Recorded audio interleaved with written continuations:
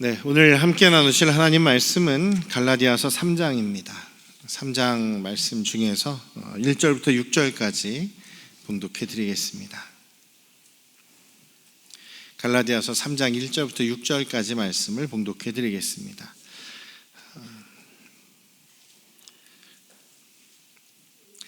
어리석도다 갈라디아 사람들아, 예수 그리스도께서 십자가에 못 박히신 것이 너희 눈앞에 밝히 보이거늘 누가 너희를 꾀더냐? 내가 너희에게서 다만 이것을 알려 하노니 너희가 성령을 받은 것이 율법의 행위로냐 혹은 듣고 믿음으로냐?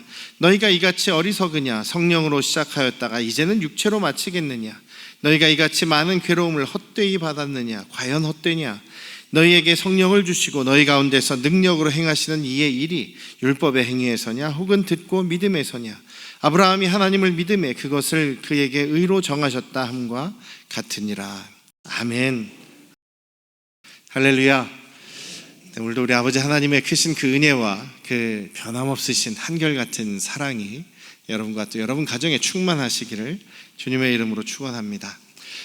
예전에, 지금도 여전히 많이 읽혀지고 많이 또 영향을 주고 있는 책이지만 미국의 릭 워렌이라는 목사님이 제가 공부했던 그 텍사스에 있는 우리 침례교 신학교에서 신학대학원을 나오신 분이세요. 그리고 또 거기서 배웠던 내용들을 가지고 정리해서 또 첨가해서 목적이 이끄는 교회, 또 목적이 이끄는 삶, 이런 책을 쓰셔서 우리 그리스도인들에게 많은 영향을 주셨죠.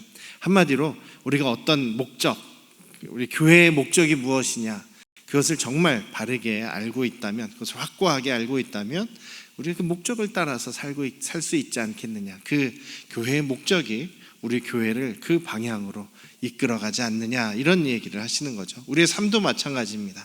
우리가 이 땅에 태어난 목적이 무엇이냐, 하나님께서 우리를 왜 만드셨느냐, 그 목적을 우리가 분명하게 알고 또 그것이 우리의 목적으로 삼고 있다면 그 목적이 우리의 삶을 또 주님께로 이끌어간다, 온전한 삶으로 이끌어간다, 그런 그 내용이죠. 읽으신 분들도 많이 계시리라 믿습니다. 저도 그것에 동의합니다. 오늘 바울 사도가 이 갈라디아서를 이제 갈라디아에 있는 교회 성도들에게 쓰면서 계속 강조하는 것이 그것입니다. 우리가 무엇을 위해서 사느냐, 또 우리가 왜 지금 이 중요한 문제를 다루고 있느냐, 율법이냐 믿음이냐라는 그런 중요한 이야기를 다루고 있느냐를 굉장히 목청 높여서 막 이야기하시거든요. 특별히 오늘 3장을 여러분들이 읽어보셨으면 아마 더 생생하게 느껴지실 거예요. 바울 사도가 지금 여러분들 앞에 있다고 생각해 보십시오. 1절에 보면 어리석도다 갈라디아 성도들아. 아니, 여러분이 만약에 앞에 있다고 갈라디아 교회 성도이라고 한다면 당신들 왜 이렇게 어리석습니까? 이렇게 지금 막 화내듯이, 훈계하듯이, 따지듯이 여러분들에게 이야기한다고 지금 생각이 됩니다. 그만큼 지금 강하게 바울 사도가 이야기하는 것이 그만큼 우리 삶에 있어서 가장 중요한 우리 삶의 목적에 관련된 일이기 때문에 지금 이렇게 강하게 이야기하는 것이라고 저는 그렇게 생각이 됩니다. 우리의 목적, 우리의 삶의 가장 궁극적인, 가장 최고 위에 있는 목적이 무엇입니까? 바로 하나님 나라이죠. 예수 그리스도를 우리가 믿음으로 저와 여러분들을 위해서 이 땅에 오셔서 십자가에서 죽으심으로 우리의 그 죄의 문제를, 죄를 용서해 주시고 또 부활하셔서 예수님이 하나님이신 그 증거를 드러내 주시고 그래서 우리의 주님이 되시고 또 승천하셔서 이제 하나님 나라 완성되면 내가 다시 와서 너희를 데려가겠다라고 하시는 그 예수 그리스도의 약속으로 인해서 우리는 예수님을 믿고 주님의 성령을 받고 하나님의 자녀, 하나님의 백성이 되어서 이제 이 땅에서 시작된 하나님 나라를 살아갈 수가 있게 됩니다. 하나님 나라 안으로 들어가게 되었죠. 그리고 이제 곧 완성될, 주님께서 다시 오실 때 완전하게 완성될 그 하나님 나라를 우리가 목표로 지금 살아가고 있는 것입니다. 그래서 분명하게 우리 그리스도인들에게 있어서의 가장 궁극적인 목적, 가장 위에 있는 우리의 표대, 바로 하나님 나라, 곧 완성될 하나님의 나라라는 사실을 우리 잊지 않으시기를 주님의 이름으로 축원합니다.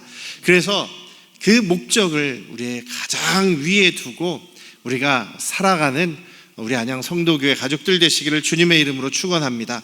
그 하나님 나라를 우리가 살아가려면 하나님의 다스리시는, 하나님이 왕 되시는 그 나라를 우리가 유업으로 받기 위해서 가장 중요한 것이 믿음 아니겠습니까? 예수 그리스도를 우리의 주님으로 모시는 그 믿음이 너무나 중요하죠. 그래서 바울 사도가 지금 갈라디아에서 계속 강력하게 이야기하고 있는 것이 참 어리석다라고 얘기하고, 어떻게 보면 3장 1절에 있는 것처럼, 아니 예수 그리스도께서 지금 나를 위해서, 여러분을 위해서 십자가에 못 박히셨던 일이 지금도 얼마 지나지도 않았는데 누가 여러분들을 꾀었습니까? 누가 여러분들을 유혹하고 누가 여러분들을 지금 잘못된 길로 지금 꼬시고 있습니까? 이렇게 강력하게 이야기를 하죠. 정말 헛된 겁니까? 여러분들 왜 이렇게 어리석습니까? 라고 지금 막 이야기할 정도로 바울 사도는 갈라디아 교회 성도들이 믿음에서 벗어나서, 오직 예수님을 믿는 믿음에서, 그 믿음에서 벗어나서 지금 오히려 잘못된 방향으로 나아가고 있기 때문에 엄청나게 답답한 상황이죠. 생각해 보십시오. 여러분들께서 정말 매를 맞아가면서, 돌에 맞아서 거의 죽었다가 살아날 정도로 그런 고통을 당해가면서 복음을 전했습니다. 예수 그리스도를 가르쳤습니다. 진리를 가르쳤습니다. 그런데 그 진리를 받아들이고 교회가 된 이 갈라디아 사람들이 얼마 시간이 되지도 않아서, 몇 년 지나지도 않아서 갑자기 유대인들이, 예루살렘에서 온 사람들이, 아니야, 예수만 믿으면 그걸로 부족해, 할례를 행하고 정결의식을 행하고 모세의 율법을 다 지켜야지만 우리가 하나님의 백성, 구원받은 사람이 될 수가 있다, 이렇게 이야기를 하니까, 아니 예수님으로 부족한 것인가 라고 생각하면서, 그럼 할례를 해야지, 그럼 정결의식을 해야지, 그럼 율법을 지켜야지. 율법이, 믿음이 가장 위에 있었던, 예수 그리스도가 가장 그들의 중심이 있었었는데 갑자기 그 자리를 율법이 차지하고 율법을 지켜야지만 구원받나 보다 해서 다시 전전긍긍하는 이 갈라디아 교회 사람들의 소식을 듣고 난 바울 사도가 완전히 막 가슴이 터지게 지금 마음이 아플 뿐만 아니라 답답한 상황이죠. 내가 전했던 그 복음을 왜 이들이 이렇게 쉽게 저버릴 수 있느냐라는 생각이 들기도 합니다.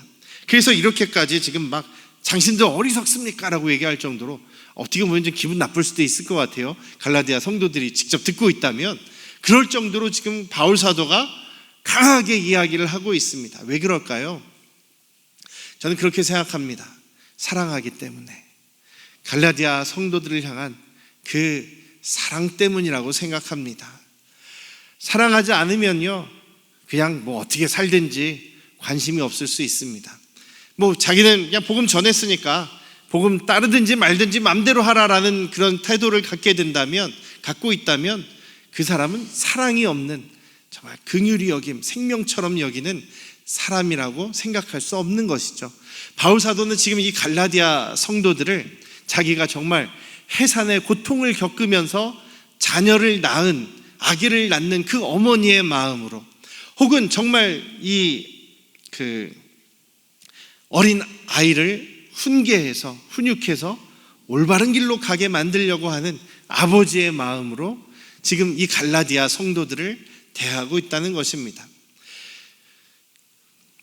옛날에 예수님께서도 그런 말씀하시죠. 삭군 목자와 참 목자에 대한 이야기를 하시죠. 삭군 목자는 돈이 목적이기 때문에 양들이 잘 건강하게 있는지, 잘 밥을 먹는지 이런 거 생각하지 않는다. 자기가 그냥 시간 딱 일을 해서 돈만 받으면 되는 사람이기 때문에 양들을 사랑하지 않는다. 그런데 정말 선한 목자, 진짜 목자는 양들을 너무나 사랑해서 양들을 위해서 자기 생명까지도 바칠 수 있는 그런 사람, 사랑하는 사람이 진짜 목자다라는 말씀을 하신 적이 있습니다. 바울 사도도 그런 것 같아요. 이들이 지금 예수님을 믿는 믿음에서 벗어나서 다시 율법을, 다시 할례를, 다시 그런 행위로 구원을 받으려고 하는 이 사람들이 점점 구원에서 오히려 멀어지고 있는 것을 본 이 바울의 마음은 너무나 지금 가슴이 답답하고 찢어질 것 같은 고통을 함께 겪고 있는 것이죠. 사랑은 불의를 기뻐하지 않고 진리와 함께 기뻐한다라는 말씀을 고린도전서 13장에서 바울 사도가 하고 있지 않습니까? 잘못된 길을 갖고 있는 그 불의한 모습 때문에 너무나 마음 아파하면서 다시 한번 진리의 말씀을 지금 증거하려고 하는 것이 바울 사도의 모습입니다. 그렇다고 한다면 여러분들은 여러분들이 사랑한다고 하는 여러분들의 가족, 또 여러분들의 친구, 여러분들의 친척 혹은 이웃들에게 이런 마음을 가지고 계십니까? 이제 얼마 안 있으면 우리 주님 오실 것 같은데요, 세상이 막 전쟁 소문으로 내일이 어떻게 될지 모르는 그런 정말 살얼음판 같은 상황을 우리가 걸어가고 있지 않습니까? 주님께서 지금 당장 오신다고 해도 이상할 것 같지 않은 그런 시간을 지금 지나가고 있는데요,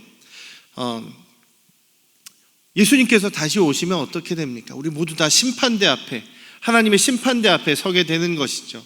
그런데 만약에 사랑하는 내 가족, 사랑하는 내 친척, 사랑하는 내 이웃 혹은 친구들이 나로부터 아무런 복음을, 예수 그리스도가 주님이시다라는 그 이야기를 듣지 못하고 하나님의 심판대 앞에 서게 되면 어떻게 되겠습니까? 멸망당하는 것이죠. 심판으로 그냥 망하게 되는 것이죠. 여러분들이 주변에 보면 그렇지 않겠습니까? 다 보이지 않겠습니까? 저 사람은 정말 예수님을 잘 믿는 믿음의 사람이구나, 저 사람은 하나님 나라 가겠구나라는 사람이 있는 반면에 저 사람은 저렇게 살면 안 되는데, 저 길로 가면 안 되는데 라는 안타까운 마음이 드는 그런 가족, 친구, 친척이 있지 않습니까? 그런 사람들에게 우리가 아무 말도 안 하고 그냥 다 컸으니까 하나님 나라 가든지 멸망하든지 자기가 알아서 하는 거지라고 그냥 방관해 버린다면 하나님께서는 분명히 우리에게 책임을 물으실 수도 있을 것입니다. 네가 사랑한다는 그 사람이 저 멸망으로 가는데 너는 무엇 하고 있었느냐, 너는 아무런 말도 왜 하지 못했느냐라는 말씀을 하시면 우리가 주님 앞에서 부끄러울 뿐이지 않겠습니까? 우리가 한 번, 두 번 노력할 수 있지, 한 번, 두 번 할 수 있습니다. 계속 했지만 그들이 받아들이지 않으면 그건 할 수 없어요. 저희들의 그 힘을 벗어난 일입니다. 그렇지만 아예 시도도 하지 않는다면 그 책임은 분명히 저와 여러분들에게 있으리라고 믿습니다. 사랑하는 우리 안녕 성도교 가족 여러분, 다시 한번 말씀드리지만 정말 여러분들이 사랑하는 사람이 있습니까? 그 사람을 사랑한다면 주님의 복음을, 예수 그리스도를 믿음으로, 예수 그리스도가 나의 주인이심을 믿음으로 구원받게 되고 하나님 나라에 가게 되는 그 삶을 분명히 우리가 증거해야 될 줄로 믿습니다. 하나님 나라 복음을 전해야 될 줄로 믿습니다. 그렇게 함께 하시는 저와 여러분들 되시기를 주님의 이름으로 축원합니다. 분명히 여러분들 마음에 지금 생각나는 사람 한 사람은 있었을 것 같아요. 내가 예수님 얘기 한 번 더 해야겠구나 라고 생각나는 사람이 분명히 한 사람이 있을 거예요. 분명히 여러분들 주변에 사랑하는 사람이 분명히 있으니까요, 올해가 가기 전에, 분명히 우리가 더 늦기 전에 예수 그리스도가 나의 왕이시고 나의 주인이신 것을 증거할 수 있는 저와 여러분들 되시기를 주님의 이름으로 축원합니다. 바울 사도가 지금 그 갈라디아 교회 성도들에게 이야기를 하면서 지금 계속 율법을 지켜야지 구원을 받는다고 하는, 율법을 가장 위에다 놓고 있는 그 사람들에게 지금 이야기를 하는 거예요.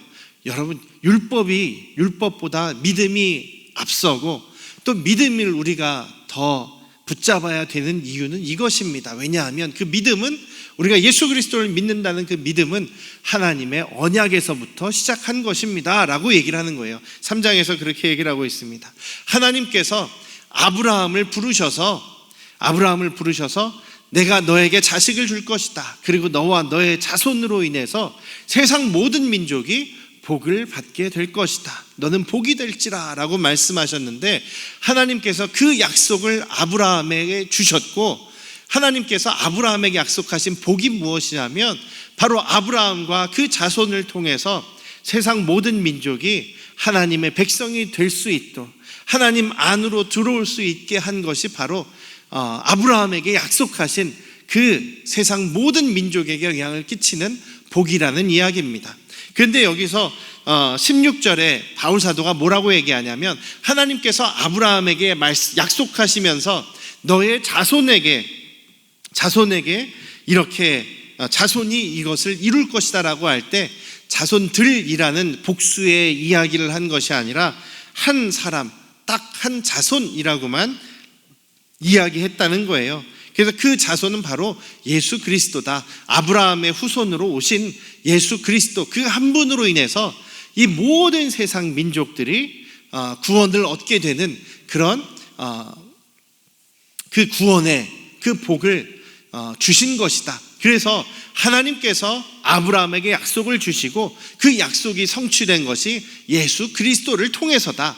그럼 율법은 뭐냐면, 율법은 아브라함에게 하나님께서 약속을 주신, 그 그리스도의 약속을 주신 후에 430년 후에 율법을 주신 것이다. 모세의 시대에 율법을 주신 것이 아니겠느냐. 그러니까 율법이 지금 막 중요하다고 생각하는데, 율법이 있기 430년 전에 이미 하나님께서 약속을 주신 것이 먼저다.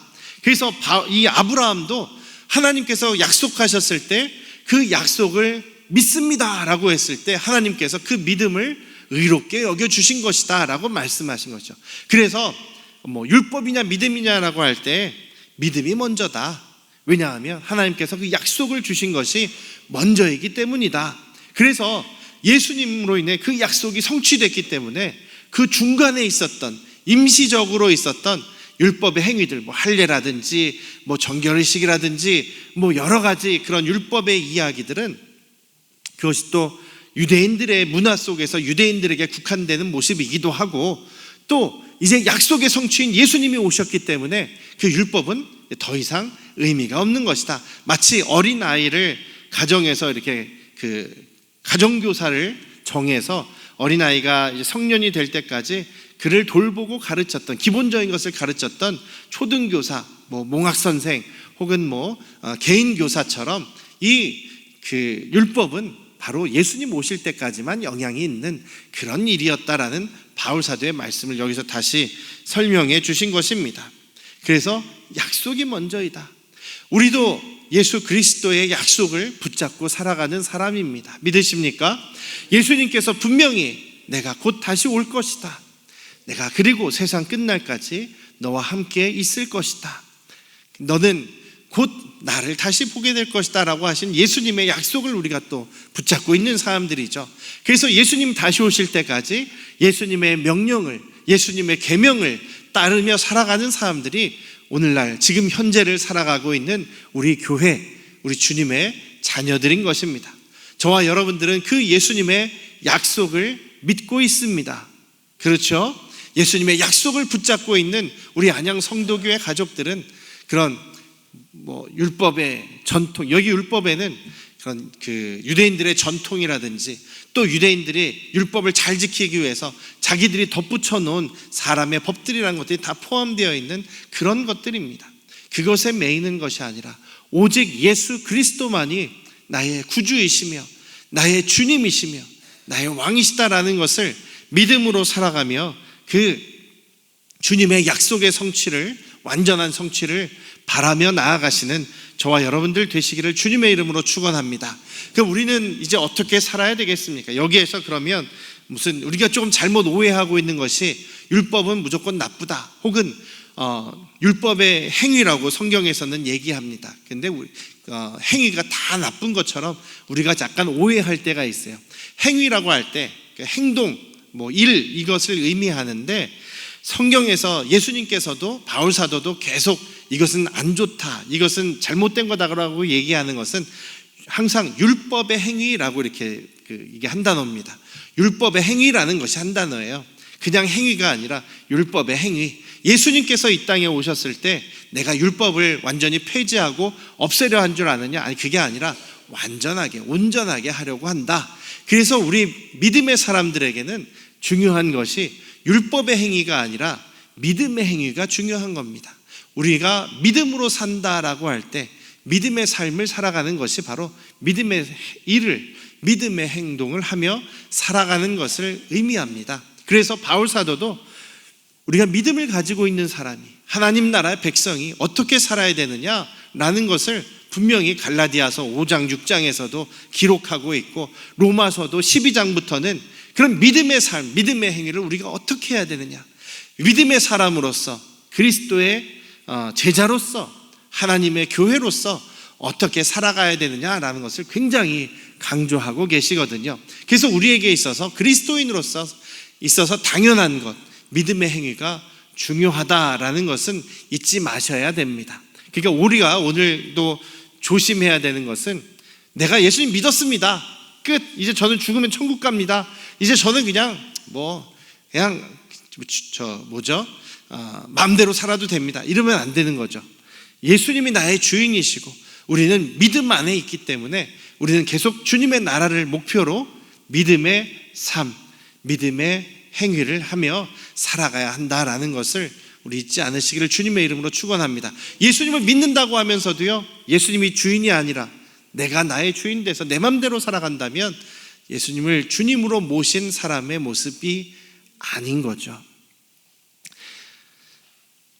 우리가 계속 믿음을 지키며 이번 한 주간도 믿음의 행위로 정말 믿음을 가장 위에 두고, 하나님 나라를 위한 믿음을 우리의 목적에 두고, 믿음을 향해 믿음이 이끄시는 대로, 우리를 이끌어 가시는 대로 우리가 주님을 말씀을 따라 순종하며 또 주님께 영광 돌리는 또 이번 한 주간 우리가 모두 살아가실 수 있기를 주님의 이름으로 축원합니다.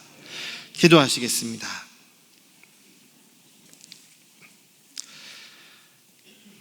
아까도 말씀드렸지만 여러분들이 정말 사랑하는 사람, 그렇지만 지금 멸망의 길로 가고 있는 사람이, 생각나는 사람이 있지는 않습니까? 주님께서 돌보아 주시고 기회 주셔서 주님을, 복음을 증거하게 하시옵소서. 또 우리가 주님, 그 하나님 나라의 완성을 기대하고 바라보며 이번 한 주도 충성을 다해 믿음으로 살아가길 원합니다. 믿음의 행동을 하며 살아가길 원합니다. 성령께서 우리를 붙잡아 주시옵소서. 같이 기도하겠습니다. 아버지 하나님, 지금 우리 마음에 생각나는 그런 사람들이 있을 것입니다. 내가 가장 사랑하는 사람들인데 이제 곧 가만히 놔두면 멸망의 길로 가고 있는 그 사람들 생각하고 있습니다. 아버지 하나님, 우리에게 성령을 부어주셔서 충만함을 주셔서 기회가 있을 때에 또 그들에게 우리의 삶을 나누고 복음을 나누고 믿음을 나눌 수 있는 기회를 열어 주시옵소서. 아버지 하나님, 주님의 약속의 성취를 우리가 기다리며 그 주님 다시 오실 것을 바라보며 우리의 삶의 목표, 궁극적인 목표인 하나님 나라를 살아갈 수 있는 그런 믿음 안에 사는 삶을 살기를 원합니다. 이번 한 주간도 힘 주시옵소서. 성령께서 가르쳐 주시옵소서. 우리를 인도하여 주시옵소서. 이제는 우리를 죄에서 구원하신 예수 그리스도의 은혜